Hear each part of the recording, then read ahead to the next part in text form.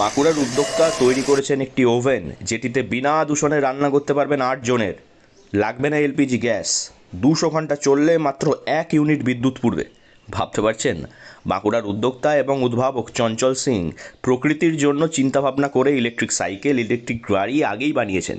এবার গ্যাস সংকটের সময় বানালেন এমন একটি ওভেন যেটাতে 7 থেকে 8 জনের রান্না হয়ে যাবে অনায়াসে, খুবই কম বিদ্যুৎ খরচে। ইউনিকনেস কী আছে?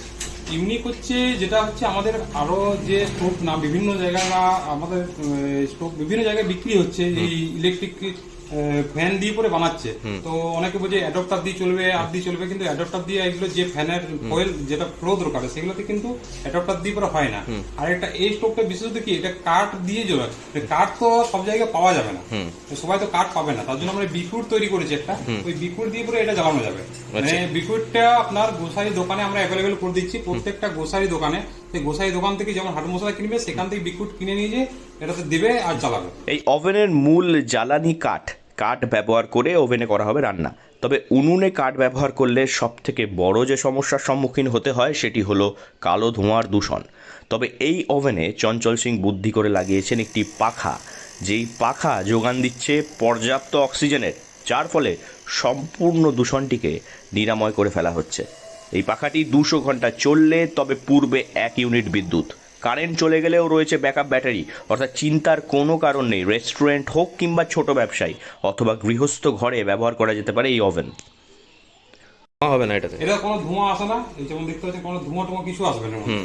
আচ্ছা, কেন? সেটা কারণটা কি? এটার কারণ হচ্ছে আমরা অক্সিজেন লেভেলটা মানে এখান থেকে ফ্যান দিয়ে যেটা অক্সিজেন দিচ্ছি সেই অক্সিজেনটা ঠিক পরিমাণ মতো পাচ্ছে বলে এখানে ধোঁয়াতেও হচ্ছে না। ধোঁয়া কি জন্য হয়, যে অক্সিজেন যদি না পায় কোনো জ্বালানিতে তখনই কিন্তু ধোঁয়া হয়ে থাকে, কার্বনটা তখন বেরিয়ে যায়।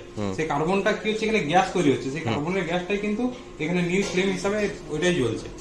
আচ্ছা আচ্ছা, এই এর বডিটা কি দিয়ে তৈরি? এর বডিটা এসএস দিয়ে তৈরি আছে, স্টেনলেস স্টিল, মানে ফুল বডিটা পুরো ভিতর থেকে বাইরে পর্যন্ত পুরো স্টিলের আছে, যার জন্য লংজিভিটি বেশি আর আগুনে এটা মানে নষ্ট খুব কম হবে। চঞ্চল সিং জানিয়েছেন তার সঙ্গে সরাসরি যোগাযোগ করে যে কেউ কিনে নিতে পারেন এই ওভেনটি।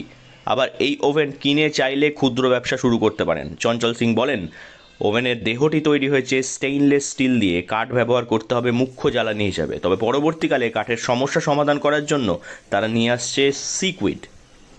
এই সিকুইড হলো খুবই কম খরচের একটি জ্বালানি যেটি অনেকক্ষণ আগুনটিকে জ্বলতে সাহায্য করবে। প্রতিটা রিটেল দোকানে তারা এই জ্বালানি পৌঁছে দেবে বলে জানিয়েছেন। বাঁকুড়া শহর সংলগ্ন পুরন্দরপুরের শোরুমে অথবা ডিএভি স্কুল সংলগ্ন চঞ্চল সিংয়ের বাড়িতে তৈরি হচ্ছে এই ওভেনগুলি। চাইলে ওখান থেকেই সরাসরি অর্ডার করতে পারবেন।